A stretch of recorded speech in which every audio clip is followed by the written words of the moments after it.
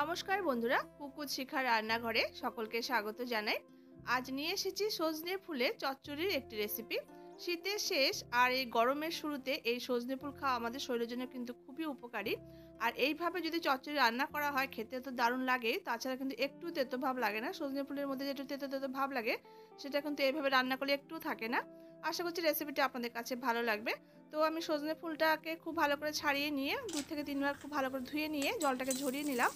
এরপর একটা কড়াইতে সামান্য সরষের তেল দিয়ে বড়িগুলোকে দিয়ে ভেজে নিচ্ছি। তো এখানে আমি বড়ি 10-12 পিস মতো নিয়েছি। আর এই বড়িটা দিয়ে দেখুন এইভাবে অনবরত নাড়াচাড়া করতে করতে দেখবেন একসময় দেখুন লালচে রং ধরে আসবে, সেই সময় কিন্তু বড়িটাকে নামিয়ে রাখতে হবে। আর বড়িটা যদি দিয়ে আপনারা রেখে দেন তো বড়ি কিন্তু তেল টেনে নেয় সেক্ষেত্রে। তো বড়িটা দিয়ে কিন্তু অনবরত নাড়াচাড়া করে নিতে হবে, তাহলে দেখবেন কিন্তু বড়িতে একদমই তেল টানবে না। আর বড়ি ভাজার পরে দেখবেন কড়াইতে তেল থেকে যাচ্ছে। তো দেখুন আমার কিন্তু বড়িটা ভাজা হয়ে গেছে। আর দেখুন তেলের পরিমাণটা, কড়াইতে কিন্তু তেল রয়ে গেছে। তো যেটুকু তেল আছে তাতে আমি আর একটু সামান্য সরষের তেল এখানে অ্যাড করে দিলাম। এবার তেলটা গরম হয়ে যাওয়ার পর এখানে হাফ টিস্পুন পাঁচফোড়ন আর একটা শুকনো লঙ্কা দুভাগ করে দিয়ে দিয়েছি। এবার পাঁচফোড়নটা একটু ভাজা ভাজা হয়ে যাওয়ার পর এখানে কেটে রাখা বেগুনটাও অ্যাড করে দিচ্ছি। এবার বেগুন আর আলুটা দিয়ে ভেজে নেবো এটাকে একটু।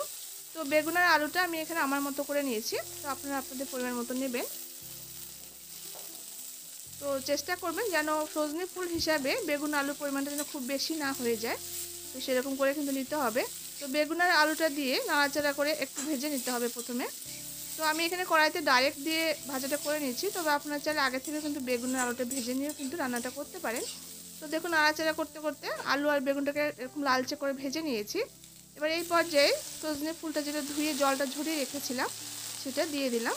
এবার বেগুন আর আলুর সঙ্গে খুব ভালো করে নাড়াচাড়া করে নেব। আর এখানে আমি 4টে চেরা কাঁচা লঙ্কা দিয়ে দিলাম আর হাফ টিস্পুন এখানে হলুদের গুঁড়ো দিয়ে দিয়েছি। আর এখানে টেস্ট হিসাবে লবণটা দিয়ে দিলাম।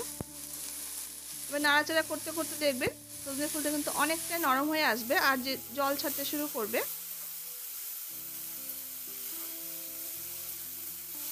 তো দেখুন নাড়াচাড়া করতে করতে কিন্তু অনেকটাই কমে এসেছে। আর এই রান্নাতে কিন্তু একটু জল দেওয়ার দরকার নেই, সজনে ফুলটা দেখবেন নরম হয়ে গিয়ে জল ছাড়তে শুরু করবে, তাতে দেখবেন খুব ভালো করে আলুগুলো সেদ্ধ হয়ে যাবে। এরপর আমি একটা ঢাকা দিয়ে ফ্লেমটাকে লো করে দিয়ে মিনিট 6-7 মতো রেখে দেবো, যাতে আলুগুলো খুব ভালো করে সেদ্ধ হয়ে যায়। এবার মিনিট 6 পর ঢাকাটা খুলে নিলাম। এবার আমি দেখে নেব।